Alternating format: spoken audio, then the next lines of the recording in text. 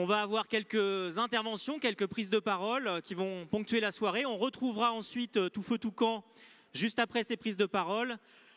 Et je vous inviterai à finir ensuite la soirée avec Comptoir de vinyle où il s'agira de choisir son vinyle favori dans les bacs qui seront mis à disposition par le groupe et vous pourrez passer évidemment votre musique préférée pour aller jusqu'au bout de la nuit. Bon, ça sera un bout de la nuit très modéré puisque demain on travaille, je vous le rappelle, à partir de 9h30. Alors je vais déjà ne pas faire mentir, hélas, le fait que la Normandie soit humide. Je vous l'avoue, mon rêve, c'était quand même, à un moment donné, que vous arriviez ici et que vous vous disiez « la Normandie, c'est ensoleillé, la Normandie, forcément, il n'y pleut pas », tout ça, c'était des mensonges. Eh bien, exceptionnellement, aujourd'hui et seulement aujourd'hui, il a plu. Ça n'est pas le cas d'habitude, bien évidemment. Pour nous parler un petit peu de cette organisation de ces 3e universités des ruralités écologistes, mais qui sont aussi les journées normandes de l'écologie, je vais commencer par accueillir avec moi sur scène les 2 co-secrétaires régionaux des écologistes de Normandie, Bastien et Alexandra. Alors, j'ai pas de jingle musical, mais si vous voulez, je peux faire un petit tchakataboum. Et je vais vous laisser parler un petit peu de notre Normandie.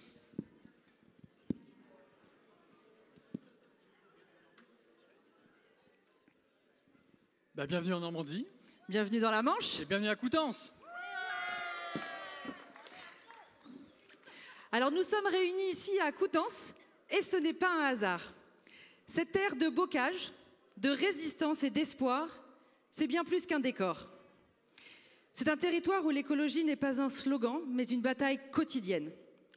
Une bataille pour le vivant, pour nos communs, nos métiers et notre avenir. Nous sommes ici aux portes du parc naturel régional des Marais du Cotentin et du Bessin. L'une des plus vastes zones humides d'Europe. Un environnement naturel exceptionnel qui nous rappelle que préserver notre patrimoine naturel est un préalable essentiel à tout développement local. Alors ici, le Coutançais, comme tant de ruralités en France, fait face à des défis majeurs. Le vieillissement de la population, l'isolement, la pauvreté, la désertification des services publics, la pression économique sur l'agriculture, mais aussi l'érosion du littoral ou encore l'accès à une eau de qualité. Tiens, l'eau, parlons-en. Alors l'eau ici n'est pas une évidence. Contrairement aux idées reçues, oui, l'eau ne coule pas à flot en Normandie. Nous avons connu des sécheresses répétées et un plan d'urgence même il y a 2 ans. Les marais du Cotentin et du Bessin, eux, sont des réserves naturelles si précieuses et donc très convoitées par l'agriculture intensive, sans parler des multiples sources de pollution de notre eau. Et puis il y a le bocage. La Manche, fière d'être le premier département bocager de France, voit pourtant ses haies disparaître. Ces dernières décennies, des milliers de kilomètres de haies ont été arrachés sous la pression de l'agriculture intensive. Ces haies, qui protègent la biodiversité, régulent l'eau, luttent contre l'érosion des sols, n'est pas une contrainte. Nous devons protéger ce paysage bocager qui est aussi l'œuvre du monde paysan. Et plus largement, préserver et soutenir le monde paysan, c'est notre assurance vie. Alors ici, c'est aussi un territoire qui résiste à la montée de l'extrême droite, résiste aux logiques de prédation et résiste grâce à vous, grâce à votre engagement. Vous êtes même plusieurs à être présents et présentes ce soir. Moi, je salue votre engagement, vous, les personnes engagées, les militants et militantes, les bénévoles, tous les acteurs et les actrices du monde associatif, des luttes collectives, de l'économie sociale et solidaire. Votre énergie positive, c'est ce qui fait de ce territoire un écosystème de lutte, de propositions et de victoire. Alors ici, on ne se contente pas de parler d'écologie, on la vit, on la défend et on la gagne. La victoire des écologistes à Saint-Sauveur, village, preuve que nos idées portent. La première véloroute issue d'un déclassement routier, symbole d'une transition possible. mais aussi l'abandon du projet de 2 fois 2 voies entre Saint-Lô et Coutances grâce à une mobilisation citoyenne. Et puis, il y a Jazz sous les pommiers, ce festival qui montre que la culture peut être un moteur de revitalisation rurale. La culture ici, c'est un lien qui rassemble, qui inspire et qui donne de l'élan. Pourquoi Coutances? Vous l'aurez compris. Parce que ce territoire, entre marais, arrière-littoral et bocage, incarne un modèle, celui d'une résistance rurale et d'une résilience écologique. Un modèle où l'on prend soin de la terre, des autres et de demain. C'est donc avec une immense fierté que nous accueillons ici aujourd'hui les universités des ruralités écologistes, en partenariat avec les Journées normandes de l'écologie. Alors oui, les piliers du projet écologiste, sobriété, diversité, coopération, ne sont pas des contraintes, mais des opportunités. Alors pendant ces 3 jours, on ne va pas se raconter d'histoires. On va se raconter des histoires vraies, des histoires inspirantes. Alors merci à vous qui prouvez chaque jour que nos campagnes sont vivantes, inventives et tournées vers l'avenir. L'écologie, c'est notre avenir, partageons-la.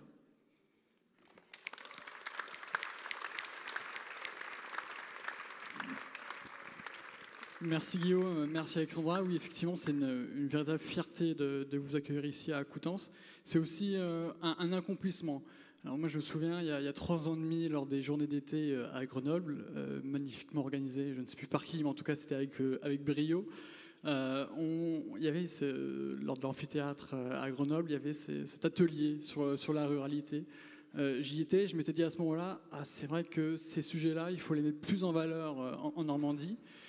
Et ça s'est concrétisé, cet atelier a concrétisé le GT Ruralité des écologistes qui a lancé les premières universités à Die, où j'étais présent. Et je me souviens très bien avoir discuté avec Laetitia Sanchez. On se disait, ce serait cool aussi de pouvoir organiser ça chez nous. Et l'an passé à Épinal, je disais à Guillaume, bon allez, l'année prochaine, c'est pour nous. Et bien, Guillaume, nous y sommes. C'est une fierté parce que quand on voit les sujets qui ont été abordés, que ce soit à Grenoble, à Die ou à Épinal, ça a vraiment résonné en nous en tant que Normands et Normandes. Moi, j'ai toujours tendance à considérer que la Normandie, c'est une petite France. C'est-à-dire que tous les problématiques, les sujets qui touchent la société française, on le retrouve chez nous en Normandie. Alors ça peut être le nucléaire, ça peut être le risque inondation, la perte de la biodiversité, le risque industriel. Il y a également la désertification des services publics, désertification médicale. Tous ces sujets-là, vous les retrouvez dans les 5 départements de Normandie. Et donc voilà, on a vraiment une volonté de mettre en avant ces sujets-là, et c'est ce que vous pourrez retrouver tout au long de ces 3 jours. Et face en fait à ces problématiques, moi ça fait maintenant 10 ans que je suis en Normandie, et ce qui m'a marqué, c'est vraiment le caractère résilient de la société normande. Il y a vraiment j'ai ressenti une différence. Alors moi je viens pas trop loin, pourtant je viens de Picardie, juste à côté, dans le Boésie, et pourtant j'ai ressenti chez les Normands et Normandes au fur et à mesure des années cette capacité en fait à être ne pas être trop individualiste, ne pas être auto-centré, et au bout d'un moment en fait j'ai mis des mots sur ça, et c'était tout simplement en fait le goût des autres. Cette résilience, c'était le goût des autres. Cette volonté, en fait, cette sensibilité à l'écoute, à la bienveillance, et aussi cette fierté un peu modeste. Alors, dans les revendications célèbres des Normands, on parle souvent, en rigolant, en fait, du Mont-Saint-Michel, mais ça montre bien, finalement, qu'on se chamaille avec le breton de manière enfantine, mais toujours dans l'écoute et la bienveillance, et ce goût des autres, j'espère que vous allez retrouver durant ces 3 jours, de plénières, de conférences, de formations, et de visite également. Ces 3 jours, ce ne serait pas possible sans le magnifique investissement des bénévoles. Alors la liste est non exhaustive, mais je pense à Nina, à Audrey, à Geneviève, à Marie-André, à toutes ces personnes, que ce soit Laurent, que ce soit également Patrick, Dominique, Arlette, enfin voilà. J'aurais pu citer tout le monde, mais je compte sur nos prochains intervenantes pour le faire et pour compléter. Il y a également en fait les salariés, que ce soit Aurélie, que ce soit Frédéric, Enora, Cyril et Julien qui ont rendu vraiment cet événement possible. Et également un grand merci, un grand bravo forcément à Guillaume qui a porté cet événement tout du long depuis le mois de décembre. Je pense qu'on peut les applaudir très chaudement.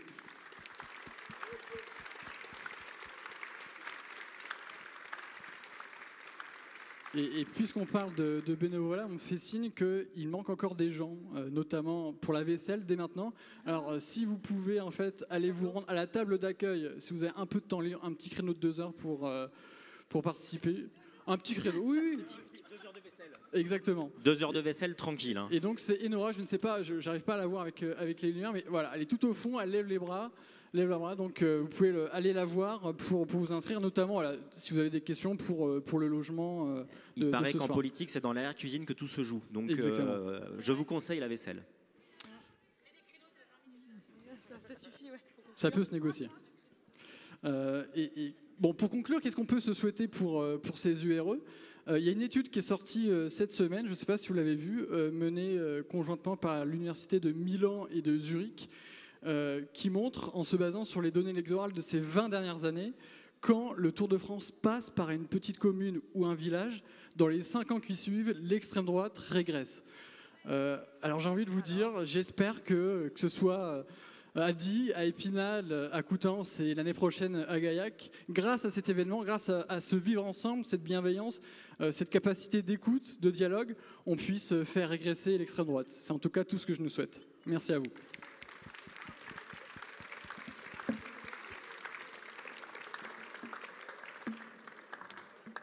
Alors évidemment, ces journées sont les journées normandes de l'écologie, en plus d'être ces universités des ruralités écolo. Donc merci à tous les Normandes et Normands qui sont venus rejoindre ces journées.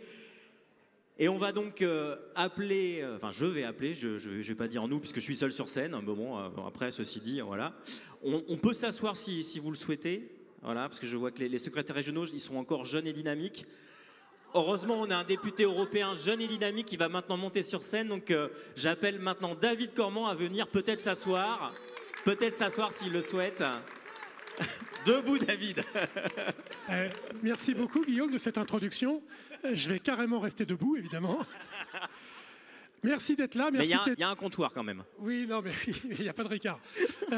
Merci pour l'instant. Merci d'être là. Franchement, ça fait hyper plaisir que vous soyez aussi nombreuses et nombreux. Comme l'a dit Guillaume, on organise tous les ans en Normandie, depuis maintenant 3 éditions, des journées normandes de l'écologie. Et on s'est dit quand même, comme on a la chance d'avoir les universités de la ruralité écologiste en Normandie à Coutances, c'était pas mal de faire une petite hybridation entre les journées normandes et les universités de la ruralité.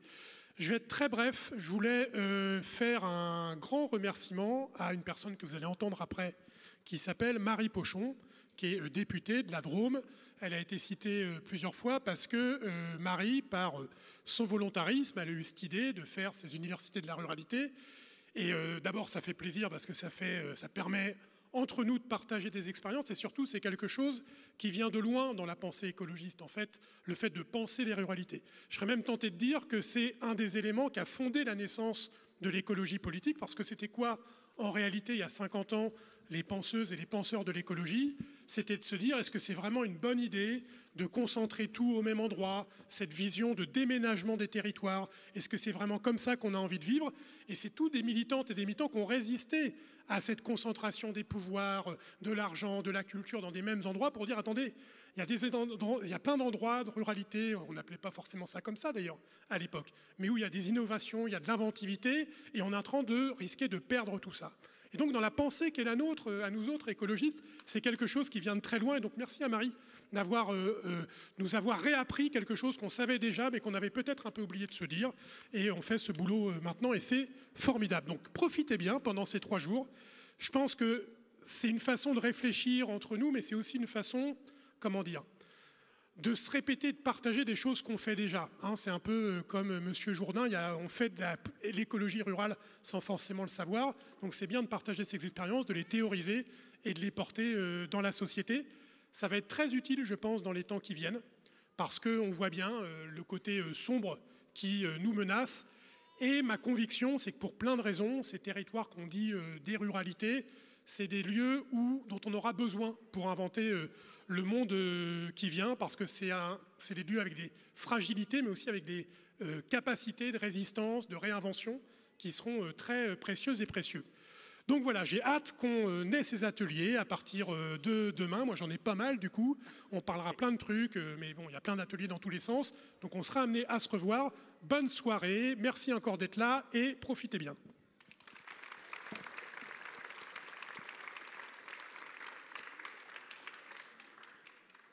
Alors, on va être obligé à un moment donné d'en finir avec le quota de temps de parole normand. Merci David d'avoir conclu ce temps de parole normand. Effectivement, dans ces ruralités, on y innove, on y est né, on y vit, mais parfois, on est obligé de les quitter. Ça peut arriver. On peut se retrouver à aller en ville pour ses études, tout simplement, pour aller sur une carrière professionnelle. Et je crois qu'on garde toujours un lien particulier avec le territoire qui nous a vu naître, qui nous a vu grandir. Et que quelquefois, ce retour, c'est aussi un apport pour des territoires. Et sur des zones même comme Coutances, qui est plutôt une zone finalement dynamique, où on voit qu'il y a des populations qui bougent, eh bien, ces apports-là sont très, très importants et permettent cette innovation, permettent cette construction. Alors, je vais pas évidemment parler trop longtemps, parce que tout le monde, quand j'ai préparé cette soirée d'ouverture, tout le monde m'a dit « Non, mais moi, je ne parle pas longtemps, il n'y a pas de souci. » Voilà, donc je me suis dit « Bon, c'est bon, ils ne veulent pas parler en fait, il n'y a pas de problème. On va avoir une cérémonie assez courte. » Je dis cérémonie parce que c'est un peu comme les Césars ici, en fait, finalement. Hein. Alors, ne vous inquiétez pas, je ne vais pas faire de blagues. Hein.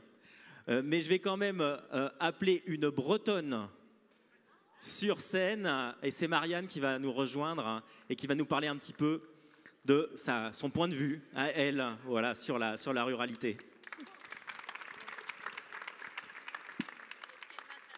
qu'elle va s'asseoir ? Il y a la pression maintenant. Hein. Je suis à la même hauteur au niveau du truc, donc bon. Du coup, Marianne Floch, en effet, bretonne, je viens d'un petit village du coup dans le Nord Finistère, et je suis aussi co-secrétaire nationale donc des jeunes écologistes, et c'est à ce titre-là du coup que je suis ici, parce qu'on a pu co-organiser aussi avec les écologistes, avec d'autres partenaires comme la FEP par exemple, cette édition. Donc déjà, merci à vous pour l'invitation et merci pour l'accueil. Et perso, je vous laisse le Mont-Saint-Michel, il n'y a pas de souci. On a le reste, donc ça va. Notamment. Mais si je prends la parole aujourd'hui, c'est parce qu'on m'a demandé notamment de parler des liens justement entre les générations, les luttes et les questions de territoire. Parce que l'écologie, c'est pas qu'une affaire d'avenir, c'est aussi une histoire de mémoire, de transmission, de gestes. Du coup, comme je vous disais, moi je viens du coup d'un petit village, Plougoulm. C'est une terre de vent, d'eau, de lutte, où la mer n'est jamais loin et la résistance non plus. Là-bas, on a appris à dire non. On a appris à dire non, par exemple, à la centrale nucléaire de Pellerin, du coup, près de Nantes, quand des paysans, des ouvriers, des familles entières ont refusé qu'on installe des réacteurs sur leurs terres. On a dit non aussi à Plogoff, à la pointe du Finistère, quand tout un village s'est mobilisé pour défendre la mer d'Iroise et ses falaises. Ce sont des luttes populaires, rurales, profondément humaines. Des femmes qui étaient en première ligne des barricades, justement, pour bloquer le projet, des paysans qui bloquaient les routes avec leurs tracteurs, des enfants qui observaient et qui apprenaient que l'écologie, c'était pas juste un mot, mais c'était vraiment un courage collectif. Et ces luttes, là, on les a gagnées, justement parce que la détermination d'un territoire, ça ne se négocie pas. Partout ailleurs, d'autres ont continué. À Montville, par exemple, Marsart ou encore Pithiviers, désolé si je prononce mal, les faucheurs d'OGM, avec par exemple Noël Mamère, ont refusé la privatisation du vivant. À Bure, des Lorrains, des anciens, justement, des scientifiques, beaucoup de jeunes se battent encore justement contre l'enfouissement des déchets nucléaires. Encore dans le Morvan, on peut prendre l'exemple d'une écologiste aussi, Lucienne Ars, du coup, qui lutte pour sauver les forêts vivantes, pour lutter contre les coups rases et contre justement la monoculture industrielle. Ces combats-là sont différents, mais ils racontent la même chose, que nos territoires valent plus qu'un bilan comptable et qu'ils ont besoin qu'on les aime, justement, pour les défendre. Ce qui relie justement Plogoff, le Morvan, le Pellerin, Bure, c'est ce lien entre les générations, ce passage de témoins entre celles et ceux qui ont résisté avant nous et nous qui devons continuer. Nous, les jeunes écologistes, nous n'avons pas tout. Nous reprenons le relais. Nous apprenons notamment des anciens à durer et nous leur apportons de notre côté notre énergie et notre créativité. Ensemble, nous faisons de nos luttes non pas des batailles isolées, mais une grande histoire commune, celle du vivant qui refuse justement de disparaître. José Bové disait « Résister, c'est semer », alors semons. Semons ensemble, entre générations, des idées, des solidarités, semons partout où la résignation voudrait pousser.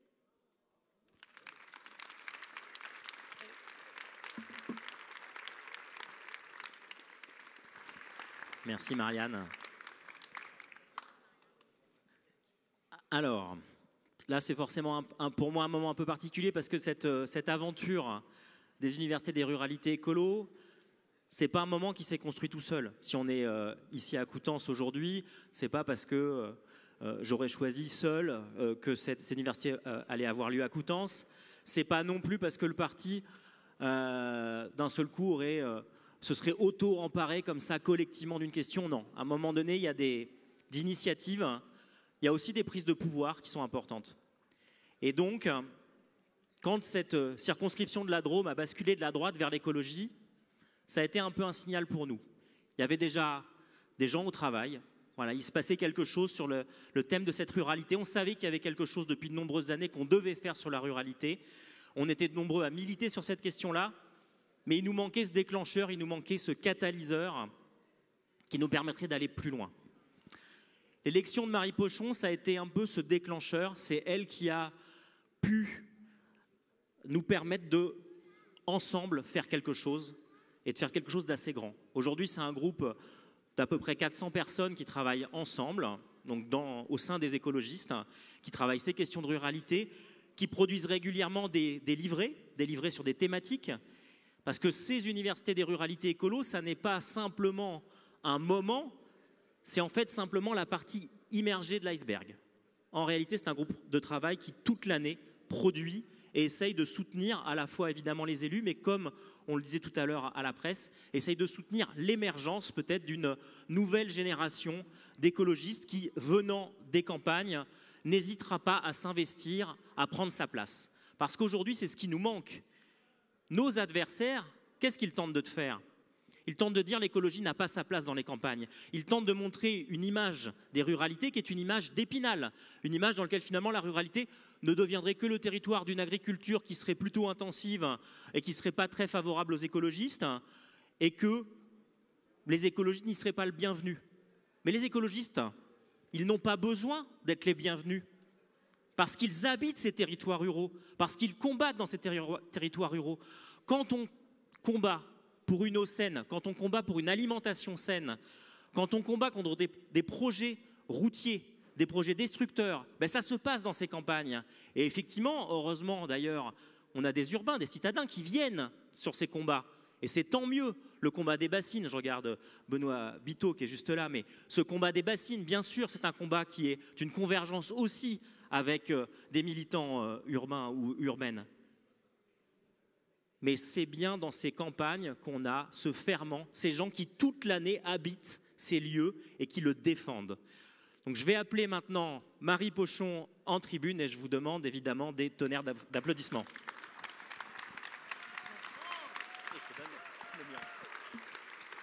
Bonsoir à toutes et tous. Alors moi j'ai écrit mon discours, donc je m'en excuse. Guillaume, tu aurais pu faire l'introduction qu'on s'était dit, c'est-à-dire le fait que j'avais grandi dans le vin. Ce qui ne veut rien dire, mais au moins ça aurait été moins... Bon, mais je suis très heureuse d'être là. On ne vous voit absolument pas sur scène parce qu'on a les spots dans les yeux. Très heureuse d'être là pour la 3e édition des Universités des Ruralités Écologistes, après 2 premières éditions, effectivement, à Die et à Épinal, après 3 ans de travail du groupe de travail sur les ruralités écologistes qui montre notre détermination sans faille à ancrer l'écologie dans les territoires ruraux et les ruralités dans notre combat. Je vous rassure, je vais essayer quand même de faire court. D'abord parce que j'aurai l'honneur d'animer la plénière de demain sur ce que nous faisons collectivement des doléances et de la colère des gens pour la transformer peut-être en espoir pour demain. Ensuite parce que je suis consciente de parler juste avant une désormais candidate à l'élection présidentielle et que vous voudrez sans doute entendre ce qu'elle a à en dire de nos campagnes. Alors, avant toute chose, je veux moi aussi remercier la ville de Coutances, son maire pour leur accueil. Un immense merci également à Guillaume Edouin. Tout le monde dit que c'est grâce à moi, machin truc, mais en vérité, c'est aussi grâce à un binôme. Enfin, moi, j'ai eu l'impression quand même d'avancer à tes côtés ces 3 dernières années. Mille merci. La première plénière à Grenoble, on l'a organisée ensemble, avec plein d'autres gens par ailleurs. Et toute l'animation du groupe de travail depuis 3 ans, ça ne se fait pas tout seul, bien évidemment, et ça se fait grâce à un collectif. Et d'ailleurs, on a besoin de force, donc n'hésitez pas à nous rejoindre au sein du groupe Ruralité Écologiste pour l'animer, pour porter des nouvelles idées. Et effectivement, lancer tout plein de livrets programmatiques pour nous accompagner dans les prochaines campagnes. Je voulais également remercier l'ensemble des Normands pour ces belles journées au cœur de la tempête. J'y reviendrai. Avant cela, je voulais également remercier tous les membres de la coordination de cet événement. Merci à Julien Sage, que je ne vois pas puisque je ne vois personne, mais il est quelque part et il est génial. Merci à Antoine de la Fève, merci à toute la Fève, mais notamment à Antoine. Et on pourrait tellement faire une standing ovation pour lui. Merci à David également, cher collègue à l'Europe, pour l'organisation des journées normandes de l'écologie, qui se tiennent en simultané avec toute son équipe, bien évidemment. Merci à Guillaume Gontard, qui est par là-bas, que je ne vois plus non plus, mais qui est président du groupe au Sénat, qui nous soutient. Merci à tous les membres du groupe de travail sur les ruralités écologistes qui font vivre les propositions et les actions des campagnes dans notre mouvement. C'est si précieux et c'est grâce à vous que tout cela est possible. Vous remerciez également, vous toutes et tous, d'avoir bravé les vents et les alertes SNCF pour rejoindre la côte normande. Je vous souhaite de magnifiques journées, qu'elles soient inspirantes, enthousiasmantes, fertiles de rencontres et d'idées pour que vous puissiez les essaimer absolument partout dans le pays. Et puis j'ai oublié un merci. Mais je voulais remercier aussi ici Marine Tondelier, mais plus globalement l'ensemble des écologistes qui nous soutiennent depuis le début. Et ce remerciement, il est important parce que sincèrement, c'est si rare les gens qui parlent des campagnes et qui s'y intéressent vraiment. C'est si rare que de voir un mouvement politique soutenir un événement politique à la campagne pour la 3e année consécutive, à l'heure où tout le monde parle au nom des campagnes pour y assigner des délires plus ou moins conservateurs et passéistes, de la France chrétienne éternelle et enracinée à la vraie France, celle dont la vie sociale se résume à des foires aux cochons en portant des bérets. Oui, c'est important de voir notre mouvement non pas commenter en spectateur les campagnes et leurs habitants comme tant d'éditorialistes ou politiciens peuvent le faire de leur arrondissement parisien, mais œuvrer en acteurs, en facilitateurs, en permettant aux ruraux de définir leurs préoccupations, leurs espoirs, en nous permettant de nous rencontrer et de nous organiser collectivement, de prendre la parole, de prendre la place. Non pas en parlant pour nous, mais en nous laissant la place. Cette place, j'essaie humblement avec mes collègues à l'Assemblée nationale. Je salue Benoît qui est présent et peut-être d'autres qui nous rejoindront, mais on est dans un petit épisode budget. Jean-Claude est là ? Ah, salut Jean-Claude. Et d'autres vont encore nous rejoindre demain. Mais on est dans un petit épisode budgétaire actuellement à l'Assemblée nationale. Tous ensemble, élus ruraux à l'Assemblée nationale, on essaie de la cranter cette place pour nous toutes et tous sur les bancs de l'Assemblée. Cette place, nous la prenons ce week-end à Coutances. Cette place, j'espère de tout mon cœur que nous pourrons la prendre chaque jour qui viendra, un peu plus, lors des élections municipales puis présidentielles qui suivront, pour ne plus jamais laisser d'autres parler en notre nom, mais juste prendre notre juste place. Je dis bien notre juste place, pas celle qu'on nous assigne. Quand on nous décrit comme étant tous agriculteurs, chasseurs, déconnectés, fans de tuning ou de musique country. Je trouvais intéressant le témoignage de Nadine, 60 ans, du Finistère, dans une grande enquête sortie cette année sur les campagnes. On est soit les gentils arriérés qui cultivent la terre avec amour, soit les beaufs qui ne comprennent rien, il n'y a juste jamais nous. Cette étude, elle est intéressante. 81% des ruraux interrogés y estiment que les habitants des villes ne comprennent pas ou ne respectent pas le mode de vie des habitants des campagnes. Et pour 83% d'entre eux, les médias et les politiques imposent souvent une vision caricaturale de la ruralité depuis la ville. De plus, un tiers des ruraux estiment avoir déjà subi une discrimination due à leur origine territoriale et cette proportion monte jusqu'à 68% chez les plus jeunes. 81% des ruraux considèrent que ces dernières années, les partis politiques ont accordé trop d'attention aux préoccupations des habitants des villes et pas assez à celles des campagnes. La moitié d'entre eux considèrent qu'aucune des valeurs de la devise républicaine n'est bien appliquée. Alors, il y a la fracture sociale, celle qui se creuse dans tout le pays et qui fait qu'aujourd'hui, on n'a jamais compté autant de personnes en situation de pauvreté depuis qu'on le calcule. Le taux de pauvreté en milieu rural est en moyenne supérieur à celui en milieu urbain, où l'on va faire des études supérieures et trouver des emplois de cadres qui existent moins à la campagne quand il reste du travail. Il y a la moindre qualité des logements, parfois vieillissants, la précarité énergétique, le maintien compliqué des personnes âgées à domicile, les services publics et les ressources institutionnelles qui s'éloignent, la concentration des services et des soins, les difficultés de l'installation agricole et puis l'isolement, face auquel on s'organise pour résister à la misère et éviter de rentrer dans une logique d'assistanat, mais qui ne fait que nous enfermer dans une pauvreté silencieuse, une absence de lien social, l'assignation à résidence. Mais il y a aussi toutes les formes d'humiliation, dont les mandats Macron ont sans nul doute été la plus grande incarnation. L'humiliation d'être ceux qui ne sont rien, de ne pas avoir ce qui est considéré comme le bon niveau académique, pour beaucoup de gens qu'on orientera moins vers des études supérieures loin de chez soi. L'humiliation de ne pas avoir de bon niveau de salaire, celle de ne pas avoir de commerce, de services à proximité, d'avoir moins accès à ce qu'on appelle la grande culture, de lire dans Télérama ou d'écouter sur France Inter l'annonce de spectacle qu'on ne pourra jamais voir au vu de la distance, d'être vu tantôt pour des pecnos, tantôt pour des beaufs, de faire peur aux élites parisiennes dès lors qu'on enfile un gilet jaune sur un rond-point, de savoir avoir une espérance de vie de 2 ans plus courte que les habitants des villes, faute d'accès aux soins préventifs, de devoir prendre sa caisse et d'y passer des heures, des kilomètres et beaucoup de fric, tout simplement parce que bien souvent, on n'en a pas le choix, mais d'être parfois jugé pour cela, de souvent devoir faire autant avec moins, de se débrouiller par soi-même ou de manière collective pour traverser les tempêtes. J'y reviens donc sur les manières d'affronter les tempêtes. Alors on est en plein dedans, au sens propre comme au sens figuré. Dans sans nul doute la plus grande tempête qu'on ait jamais connue. De l'Amérique de Trump aux vents violents venus de Hongrie, d'Italie, de Russie, d'Israël, partout les nuages s'amoncellent et le ciel est effrayant. Chez nous, la coalition des droites se forme, plutôt Hitler que le Front populaire, selon la formule, sous l'œil bienveillant de conservateurs fortunés qui financent médias, fêtes de village soi-disant tradis, réécrivant qui nous sommes. Petit à petit, on ne sait plus qui croire. Des fake news en direct sur CNews, à l'IA qui envahit tout, se bâtit la défiance, la méfiance, dans un état de droit arbitraire selon que l'on soit puissant ou vulnérables. Les solidarités se délitent, seul le mérite individuel compte. Et tous ceux qui sont laissés sur le bas-côté d'un progrès inaccessible et d'une république qui ne tient plus ses promesses se rattachent à une identité fantasmée, mais dans laquelle ils se sentent reconnus, à une fierté qu'ils peuvent concrètement toucher. Au moins, ils sont blancs, ils sont chrétiens, ils sont français, c'est aussi des bonhommes. Et tout ça, c'est quelque chose qu'on ne leur enlèvera pas.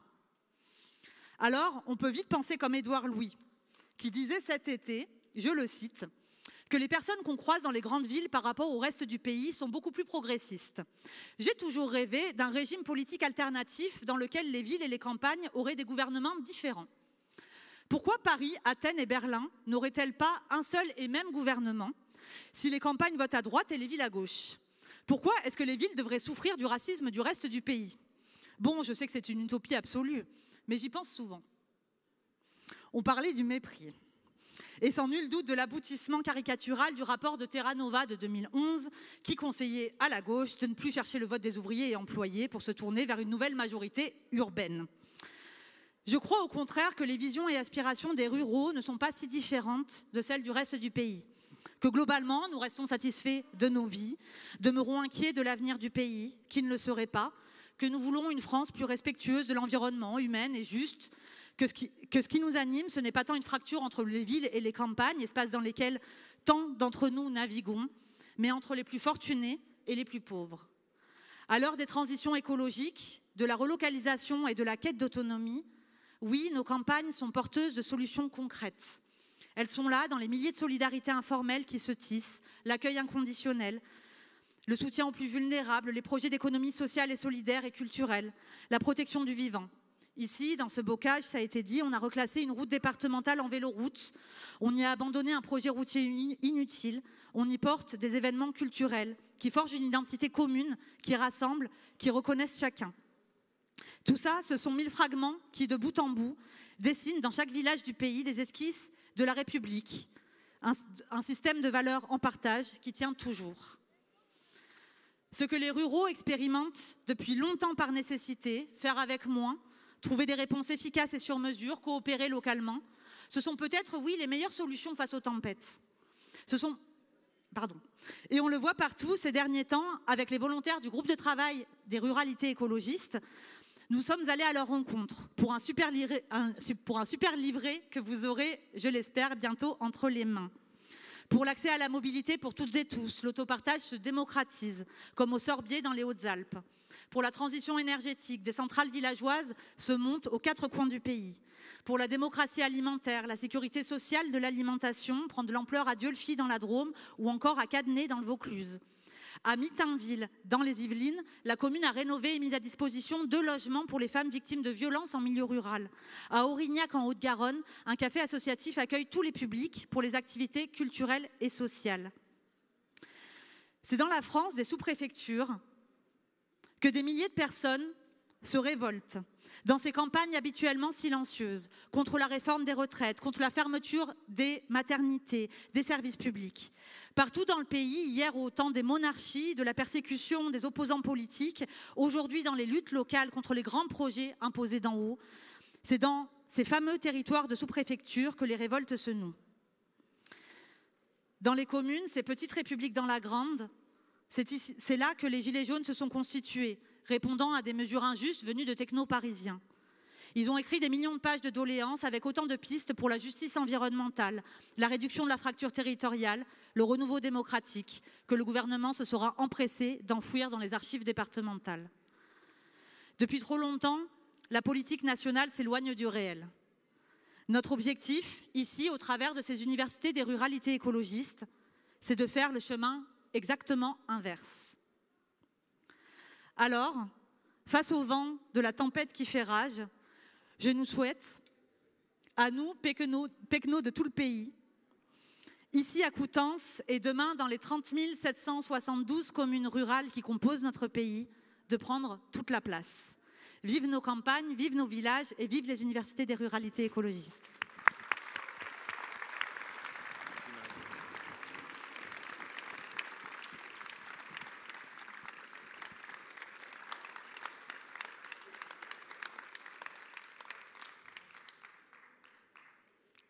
Alors, je vais vous parler de ce tabouret. Pourquoi? Parce que je l'ai fait changer, en fait. Il faut savoir que tout le montage qui est fait ici, c'est fait parce qu'il y a des associations qui font un formidable festival, pas très loin d'ici, qui s'appelle Chauffer dans la Noirceur. C'est aussi la ferme de la Mouvette qui est dehors avec un food truck et qui fait de l'alimentation végé locale et bio. C'est aussi les fauteuils ou les canapés sur lesquels vous êtes installés qui viennent de la recyclerie locale. C'est aussi ce petit chapiteau à l'intérieur du gymnase qui vient aussi d'un autre festival qui s'appelle les Pluies de Juillet. Tous et toutes sont engagés à leur échelle et ça, c'est extrêmement important. Alors pourquoi? Quel est le lien avec ce tabouret? Tout simplement, j'ai demandé en fait à les changer parce que ce que m'avait fourni Chauffer, alors je les balance, franchement, ça m'allait pas. Donc ils sont allés en chercher des nouveaux et je m'excuse puisque du coup personne n'aura posé les fesses sur ces tabourets. Désolé Chauffer, je suis vraiment désolé. Et maintenant on va passer à évidemment ce que je pense vous attendez toutes et tous, puisqu'il semblerait qu'il y ait eu des événements récents, peut-être des passages médiatiques récents qui nous permettent d'être un peu au cœur de cette actualité médiatique, mais au-delà d'une actualité médiatique, c'est un courant de fond qu'on amène depuis de nombreuses années. Il n'y a pas très longtemps, on a partagé avec Marine Tondelier une réunion inversée à Pont-Audemer. Donc Pont-Audemer, ça n'est pas non plus une très grande ville, c'est une petite ville. On a parlé de Bécassines-des-Marais là-bas, effectivement. Et c'est un format qui est très intéressant parce qu'en fait, c'est un format où on laisse d'abord parler le public. Alors, désolé, aujourd'hui, ce n'est pas le cas. On parle et vous écoutez. Mais habituellement, sur ces réunions-là, c'est une réunion inversée. C'est-à-dire que pendant 45 minutes, on écoute les questions de tout le monde. Mais là, Marine vous en parlera peut-être, je ne sais pas. Et on écoute. Et je crois que c'est très important dans les campagnes.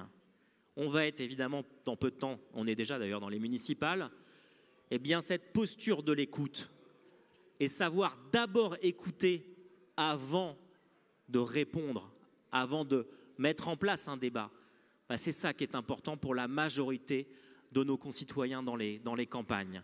Ils n'ont pas envie qu'on ait des oukases et qu'on leur dise quoi faire. Ils ont envie de faire partie de la solution et ils ont envie qu'on écoute ce qu'ils ont à proposer. Donc évidemment, Marie Pochon, l'a dit avec les doléances, ils ont rédigé, ils ont indiqué des tonnes de choses. Eh bien, dans les réunions inversées avec Marine Tondelier, c'est la même chose. Alors ce soir, ça ne sera pas une réunion inversée, mais vous aurez l'occasion évidemment de recroiser Marine, puisqu'elle nous fait le plaisir d'être là ce soir, mais aussi demain soir pour les grandes rencontres de demain soir qui auront lieu au théâtre. Ça ne sera pas ici demain soir, ça sera au théâtre. Mais donc j'appelle maintenant Marine Tondelier, qui va donc conclure les prises de parole. Merci Marine. Merci, et j'insiste beaucoup pour que Guillaume, tu mettes tes fesses sur le tabouret. J'ai compris que c'était très important. Et effectivement, d'ici, on ne voit rien. C'est très, très éblouissant. Écoutez, je suis ravie d'être ici à cet événement que j'ai surnommé, en m'y incluant moi-même, depuis 3 ans, les universités d'été sans les Parisiens. Voilà. Donc c'est un moment, c'est vrai que c'est une tonalité particulière et je passe toujours un super moment avec vous. Alors merci. Moi, je sais que je me suis sentie toujours très plouc dans ma vie à chaque fois que je sortais des Beaumont. Et je me rappelle que Marine Le Pen, dans mes premiers débats politiques, m'appelait la bobo lilloise parce que j'étais étudiante à Lille, évidemment, à Hénin-Beaumont, il y avait peu d'universités. Et je me rappelle lui répondre au débat France 3 en disant si vous saviez à Lille comment il m'appelle. Voilà. Et elle, je ne sais pas à Saint-Cloud comment il l'appelle. Manifestement, l'intégration s'est bien placée puisqu'elle y habite encore, malgré le fait qu'elle soit députée du Pas-de-Calais depuis 2 mandats. Mais il y a un truc, je pense qu'on a tous partagé ici, d'avoir vécu le mépris territorial dans sa vie. Et c'est un combat qu'on porte ensemble, Marie, Guillaume, tous les membres du GT Ruralité, de revendiquer, de parler de là où nous vivons, des territoires que nous aimons et de ce que nous avons envie d'en faire, des territoires qui sont souvent caricaturés, mais qui regorgent aussi de créativité. Alors, à propos de caricature, merci de m'avoir fait revenir dans la Manche, là où j'ai passé de fantastiques vacances il y a 2 ans, à Granville, où il pleuvait tellement qu'on ne pouvait pas sortir du mobil-homme parce qu'on avait peur qu'il s'envole, tout simplement. Et je me rappelle de mon conjoint normand qui m'avait dit 15 jours en Normandie, tu es sûr? J'avais dit oui, très sûr de mon fait. Et voilà, donc ça me rappelle exactement ces vacances, sauf que là, nous sommes en octobre, donc ça passe mieux. Et ça m'a rappelé aussi quand j'ai voulu organiser des journées d'été à Dunkerque, où personne ne voulait venir. Et puis finalement, ce que j'ai retenu surtout, c'est que tout le monde avait passé un très bon moment. Donc j'espère que vous passerez toutes et tous un très beau moment, peut-être pour vous donner les sujets sur lesquels le parti est en train d'avancer. Donc on a parlé du mépris territorial, mais c'est très vaste. Bon, je pense qu'il y a un sujet dont il faut qu'on s'occupe très très fortement, c'est le fait que dans ce pays, beaucoup de Français ont la sensation que parce qu'ils ne vivent pas à Paris, leur voix compte moins que celle d'autres.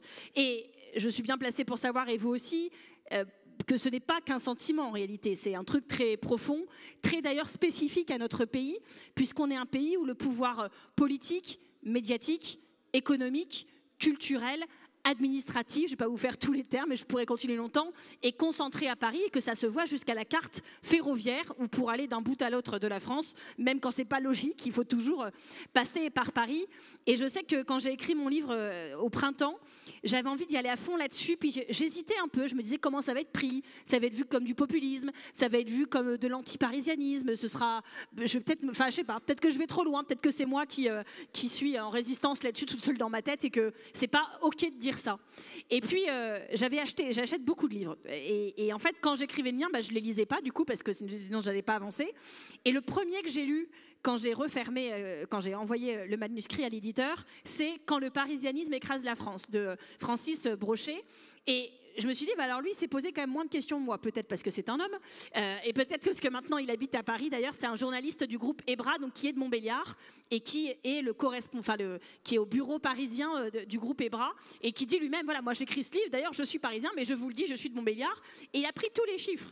Il a pris par exemple les chiffres du ministère de la Culture, où il montre qu'en euros par Français, dans le Doubs, ça va être 46 €. À Paris, c'est 800 € par habitant et par an donné à la culture. Et alors évidemment, il y a le musée du Louvre, dont on a vu d'ailleurs que vraiment le musée était très très bien protégé. Moi, je sais que quand on a ouvert le Louvre-Lens, c'est chez moi, on se dit tiens, les ploucs du Pas-de-Calais, on va leur mettre le Louvre-Lens, on va les cultiver un peu, puis comme ça, au moins, ils arrêteront de voter RN.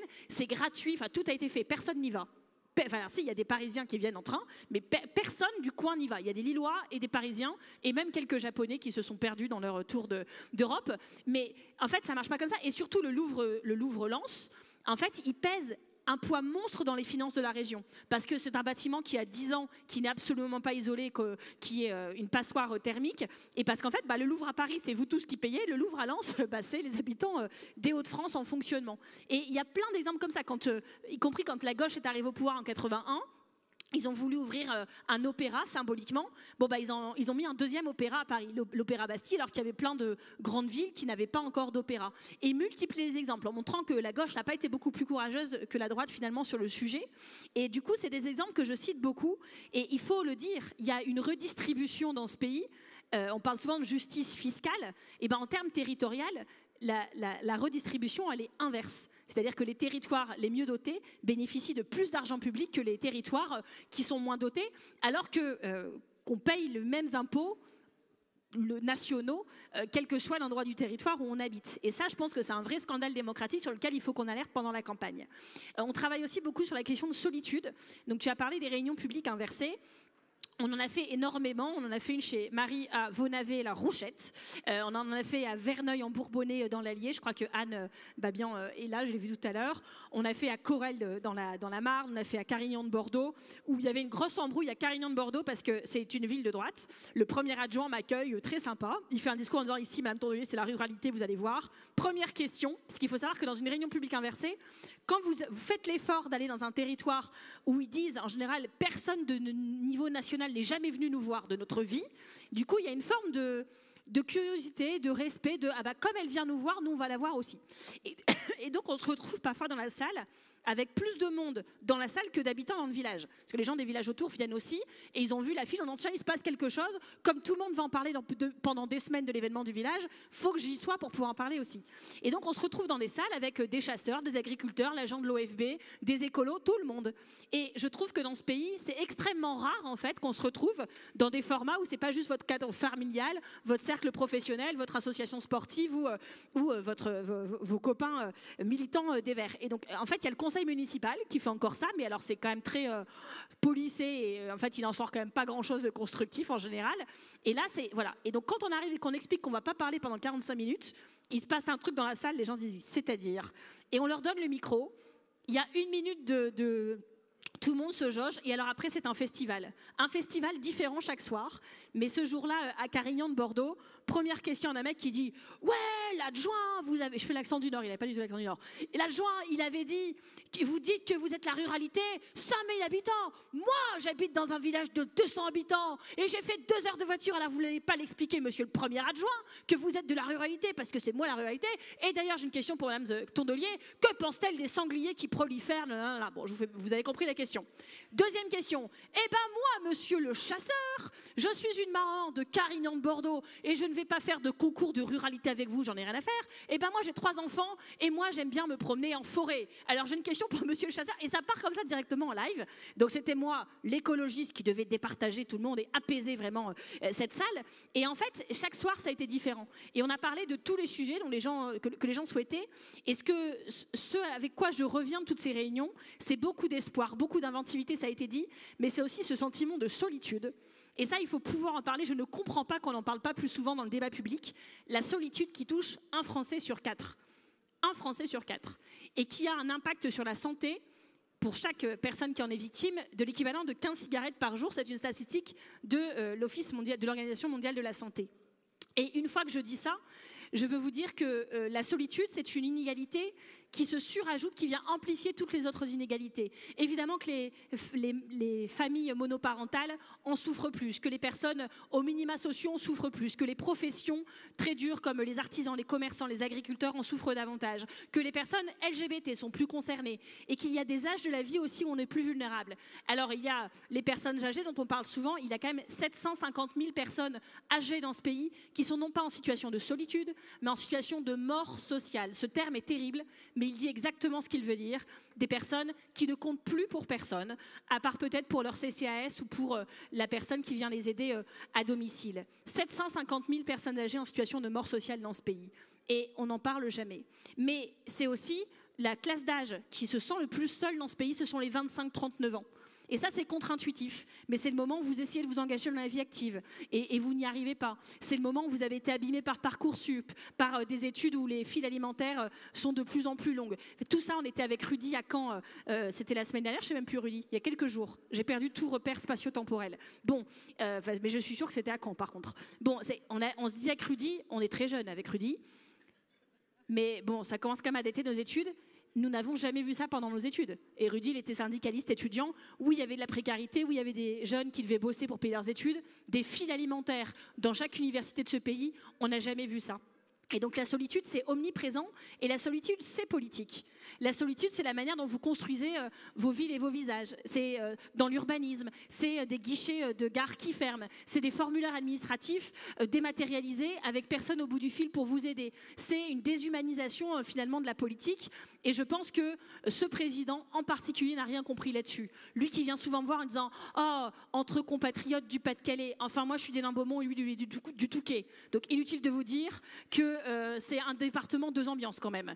Et ce que je retiens quand même de ma courte vie politique et des élections auxquelles j'ai participé, c'est que les Français, en général, choisissent comme président de la République, je ne dis pas au féminin, parce que pour l'instant c'est essentiellement des hommes, ils choisissent souvent l'antithèse du précédent. Et donc après l'agitation de Nicolas Sarkozy, ils ont voulu un président normal. Je ne sais pas s'il était si normal que ça, mais au bout de quelques années de normalitude, les gens ont voulu Jupiter. Et je pense qu'au bout de 2 mandats de Jupiter, cette France est fatiguée et qui a besoin, au contraire, de réparer ce qui a été cassé, de protéger, d'apaiser, de réconcilier. Il y a besoin de collectif, je le dis, parce que ce président, il a méprisé les corps intermédiaires, il a tout fait tout seul. Il avait promis, par exemple, c'est pas mon idée à moi, c'est lui qui le dit comme candidat, un nouvel acte de la décentralisation. Bon, bah écoutez, on attend encore, ce pays n'a jamais été aussi jacobin. Il avait promis tout ce qu'il avait compris des Français, alors qu'il a enchaîné des phrases méprisantes sur les t-shirts des gens, sur les Gaulois réfractaires, sur les gens qui sont dans les gares et qui croisent des gens qui ont tout réussi, des gens qui ne sont rien. C'est ces mots de président de la République. Et donc, on nous avait vendu des Mozart de la finance. Moi, je suis une femme jeune écologiste du Pas-de-Calais. J'ai tout pour douter dans la vie. Et donc, je disais, bon, bah, c'est des Mozart de la finance. On va les voir jouer leur concerto. On va être très impressionnés. Et puis, on a vu quand même le résultat. C'est-à-dire que non seulement ce budget, enfin les finances publiques du pays n'ont jamais été aussi catastrophiques, mais en plus, pour quel résultat? C'est-à-dire que s'ils avaient plombé un peu le budget, mais pour réparer les fractures sociales, ben on aurait applaudi des deux mains. Sauf que là, il n'y a jamais eu autant de pauvres dans ce pays, 9,8 millions de pauvres, un record depuis 30 ans. Et que dans le même temps, les riches n'ont jamais été aussi riches. Les 500 familles les plus riches ont vu leur fortune multipliée par 14 en 30 ans. D'ailleurs, la fable du ruissellement, plus personne ne peut nous la servir les yeux dans les yeux. Et donc, ils ont fait exploser les inégalités sociales, et puis, ils n'ont pas préparé l'avenir. C'est-à-dire que s'ils plombent un peu le budget parce qu'ils investissent dans la transition environnementale, même Jean Pisani-Ferry, qui a écrit son programme en 2017 à Macron, le dit aujourd'hui. Chaque euro qu'on n'investit pas dans la transition, nous coûtera 5 fois plus cher demain. Donc, vous voyez, ces Mozart de la finance, en fait, ne doivent plus nous impressionner. Il y a des gens qui ont, en fait, par principe, une présomption de crédibilité, mais ça ne doit plus impressionner personne. Par contre, nous, on doit revendiquer d'être des Mozart de l'empathie, de la tendresse. Tu as cité José Bové tout à l'heure, Marianne, en disant qu'il citait résister, c'est semer. Moi, je pense que résister, c'est s'aimer aussi, dans un monde qui n'a jamais été aussi brutal, aussi tendu, et où une grande partie de la classe politique médiatique essaye de nous monter les uns contre les autres toute la semaine, de nous diviser, de faire monter les peurs, parce que la peur, le rejet de l'autre, la haine, sont leur seul carburant électoral. Et je reviens sur le sujet de la solitude, parce que quand vous vous sentez seul, que vous avez le sentiment, et que ce n'est pas qu'un sentiment de ne compter pour personne, alors vous finissez par développer une forme de rapport blessé à l'autre. Et que ce rapport blessé à l'autre, on voit bien électoralement où il conduit. Vous dites, ah bah tiens, personne ne s'occupe de moi, bah moi je vais m'occuper d'eux. Moi, mon seul moment où je dirai quelque chose, ce sera avec un bulletin dans l'urne et je le remettrai bien profond, comme on le dit très concrètement chez moi, c'est comme ça qu'on me l'explique, ce bulletin dans l'urne. Bon, et bah ça, en fait, il y a un moment où il faut qu'on s'en saisisse. Et je le dis, j'entends toute la semaine des gens de gauche et je suis désespérée par le spectacle collectif qu'on donne, pas nous les écologistes dont je suis très très fière et merci tout le monde, mais des autres qui ont décidé l'un de partir par là, l'autre de partir par là et de nous raconter pendant des mois et des mois, préparez-vous, ça va être ça, que l'un est le parfait repoussoir de l'autre, que l'autre est horrible, ils vont se dénigrer, se mépriser, s'invectiver pendant des mois et ça conduira à une seule chose si on ne fait rien et si on les laisse faire, c'est l'absence de la gauche au deuxième tour. Et je le dis, ce n'est pas comme ça, en s'invectivant, en expliquant que les pires personnes de France sont nos collègues de gauche, que l'on réconcilie un camp politique et qu'on réconcilie un pays. Et donc c'est pour ça que nous, on essaie de tracer une autre voie, mais j'entends trop de personnes à gauche, enfin, je trouve qu'on est une gauche un peu paresseuse. Je le dis et je le dis pas à nous. Mais quand j'entends dire le RN, ils sont horribles, les macronistes, ils sont terribles, bah en fait, le seul truc qu'on a à faire plutôt que de se plaindre, c'est d'être meilleur. C'est d'être meilleur. Et c'est ça qu'on a à faire. Et donc je sais que tout le NFP, on se moquait de la petite phrase que j'avais mise sur mon bureau. Celles et ceux qui pensent que c'est impossible sont priés de ne pas déranger ceux qui essaient. Eh bien nous les écologistes, on essaie. Et ça me rend extrêmement fière. Et je vois le travail qui est fait sur les ruralités. 3e édition, je n'en ai raté aucune et j'en ai raté aucune parce que c'est mon moment préféré de l'année. Mais on a fait aussi maintenant l'équivalent, donc les rencontres nationales des quartiers populaires et des écologistes. Ça a eu lieu fin septembre à Montpellier. Donc vous voyez, on s'occupe des territoires, de tous les territoires, de tous les Français. Et je ne vois pas beaucoup de personnes à gauche faire ça. Certains ont dit, nous ça va être voilà, les quartiers. D'autres ont dit, bon nous on va essayer un peu la ruralité. Nous on s'occupe de tout le monde. Et c'est une attitude profondément écologiste parce que l'écologie, on a tendance à présenter ça comme les finitudes, l'effondrement, les limites planétaires. Et c'est vrai, on a raison de le faire, plus personne n'en parle. Heureusement qu'on est là quand même. Vous vous rappelez, en 2019, tout le monde disait à quoi ça sert qu'un parti écologiste alors que tout le monde en fait? Les questions préférées des journalistes de l'année 2019. Bon. On leur disait attendez quelques années que ça devienne plus compliqué. Et quand c'est compliqué, on se retourne, il n'y a plus personne. Enfin, si, il y a vous, et merci pour ça. Donc voilà, il faut revendiquer que l'écologie, oui, c'est les finitudes, et heureusement qu'on est là pour en parler, mais l'écologie, historiquement, c'est de la science, et c'est la science des interdépendances. C'est la science des écosystèmes, des relations entre les êtres vivants. Et ça, il faut le revendiquer. Parce que du coup, l'écologie, c'est aussi l'infini. C'est l'infini des solutions. C'est la richesse de nos relations. C'est aussi une forme de courtoisie aussi de l'échange. Et moi, je revendique d'être allée avec Marie Pochon en estive avec un berger qui nous avait plus ou moins insultés en taguant sur la route de la Réunion inversée de Vaunavez-la-Rochette, non à l'OBF, tu te rappelles? Et donc j'étais allée voir, je vois le mec avec son béret rouge, berger du Vercors, et je me dis, c'est vous qui avez tagué? Il dit oui, oui. Je dis, vous vouliez pas dire l'OFB plutôt? Il dit, oh putain, on s'est trompé dans le... On s'est trompé dans les lettres. Bon, mais du coup, je pensais que c'était l'Office des boucheries françaises, je ne comprenais pas. Mais si c'est l'OFB, je vois. Bon, et on dit, quel est le problème, monsieur? Donc Marie m'explique que, bon, il m'explique que c'est Marie Pochon qui réintroduit le loup personnellement dans la Drôme. Donc je lui dis, voilà. Et voilà, c'est comme ça qu'on confirme les théories du complot. Ensuite, la vidéo paraît, tout le monde applaudit Marie qui a réintroduit un loup dans la Drôme. Et donc il dit, vous êtes indifférent à ma détresse. On dit, mais pas du tout. Je lui dis, devant l'œil incrédule de Marie, nous allons passer une nuit avec vous dans une bergerie. Et alors finalement, il nous a trouvé un copain, etc. On a passé cette nuit en disant, mais nous on est écolo, mais en fait votre difficulté, on la comprend, on l'entend, et si vous nous croyez pas, on va passer la nuit avec vous. On a fait ça. J'ai fait une nuit avec Damien Girard sur un chalutier, un langoustinier très précisément à l'Orient, et ainsi de suite. Et on va continuer avec Benoît. On a quand même fait beaucoup de cernes, de cernes. Oui, on a des cernes parce qu'on est fatigué. Mais on a fait beaucoup de fermes, y compris de la coordination rurale, y compris d'éleveurs pas bio du tout. Enfin, on l'a fait et on a appris plein de choses. Vous voyez, c'est pour vous dire qu'en fait, ce truc-là, ça fait pas que des gens, tout d'un coup, ils vont voter pour nous, mais se disent, ces gens ont une attention à l'autre. Ils pensent pas tout savoir sur tout. Et quand on regarde les sondages, les études, on prend des leçons nous-mêmes. En fait, on a cru pendant longtemps qu'il suffisait de lire des rapports du GIEC, d'écouter les scientifiques, et que tout ça allait parler de soi-même. Mais rien ne va de soi. Et du coup, nous, on revendique, voilà, de changer, de dire oui, on s'est trompé, et on doit, y compris dans notre manière de militer, changer les choses, dire oui, on s'est trompé, dire on va t'écouter. Et je pense que c'est vraiment important d'assumer ça complètement, et de dire je ne suis pas d'accord avec moi. Par exemple, les betteraviers, j'ai un grand-père betteravier, alors je pense que ça m'a mis sur la voie tout de suite. Quand je suis venue écolo, il m'a dit qu'est-ce que je t'ai fait, très précisément.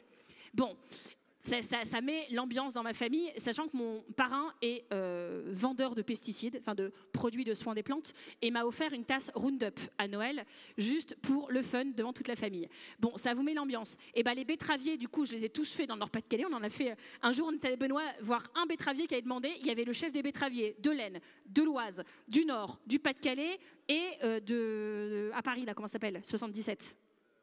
Seine-et-Marne, voilà, je maîtrise mieux les Hauts-de-France, vous avez vu. Et donc, ils étaient tous venus en disant, mais il y a des écolos qui viennent voir des betteraviers, donc on va mettre tous les betteraviers. Et pendant la loi du plomb, moi, ils me faisaient des messages en disant, merci, parce que même quand vous avez gagné sur la cétamipride au Conseil constitutionnel, tu as eu un mot pour nous. Tu as dit, ce n'est pas une victoire des écologistes contre les agriculteurs. Et j'ai une pensée pour eux ce soir parce qu'on n'est pas là pour les humilier. Et il dit, on voit, vous avez passé du temps avec nous, vous savez, vous pensez à nous, vous avez une attention pour nous. Et par ailleurs, il me disait, je ne suis pas d'accord avec toi, mais je comprends que vous défendiez ça. En tant qu'agriculteur betteravier, on n'est pas d'accord avec vous, mais on se dit, Benoît Biteau, Marie Pochon, toi, tous celles et ceux qui ont porté le sujet, on comprend votre point de vue aussi, vous avez compris le nôtre, on a compris le vôtre. Et je pense que c'est comme ça qu'on veut travailler si on ne veut pas ce pays continue de se déliter et frise finalement la crise de nerfs collective comme certains le souhaitent finalement. Donc voilà, j'étais un petit peu longue, mais je voulais vous placer ces petits éléments parce que je pense qu'on va en parler beaucoup dans les mois qui viennent et que évidemment, à chaque fois que je porte ces sujets-là, je pense à vous qui êtes dans des territoires où c'est pas simple et je pense que quand on a appris à militer dans ce que j'appellerais des territoires d'adversité, et en fait on a des réflexes politiques qu'on n'a pas forcément quand on est des territoires où il y a un tapis vert comme ça, vous marchez dessus, vous êtes élu. Nous, ça ne nous arrivera jamais et ça crée d'autres types de militants aussi. Et je vous remercie pour toute la force et l'honneur que vous faites à ce parti. Merci. On est avec vous, je compte sur vous et vous savez aussi que vous pourrez compter sur moi. Bonne journée des ruralités écologistes.